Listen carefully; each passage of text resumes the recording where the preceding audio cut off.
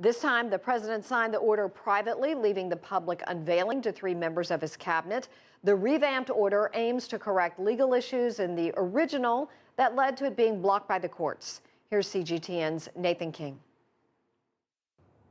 If at first you don't succeed, try again. And the Trump administration hope it's second time lucky for their executive order on immigration to prevent terrorism. The disastrous January rollout led to thousands of people being stranded at U.S. or international airports. They've made some changes, like allowing current visa holders to travel from those countries and permanent residents of the United States. Off the list is also Iraq. So there are now only 6 countries: Iran, Syria, Libya, Sudan, Yemen and Somalia are all on this list. A 90-day ban for all travel from those countries and a 120-day ban when it comes to refugees as well. Rolling out this new executive order, the U.S. Secretary of State Rex Tillerson called for patience from global allies. To our allies and partners around the world, please understand this order is part of our ongoing efforts to eliminate vulnerabilities that radical Islamist terrorists can and will exploit for destructive ends.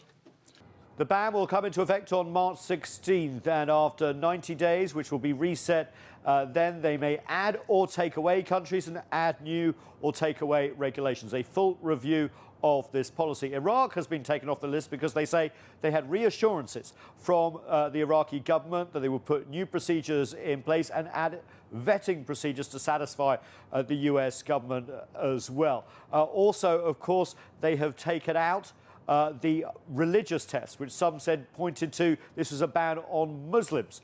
The administration are at pains to point out that this is an anti-terrorism measure, not an anti-Muslim one.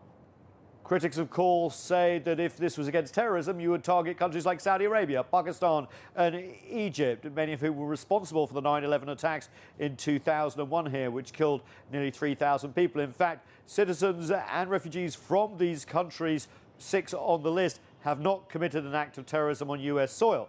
Nathan King, CGTN, at the White House.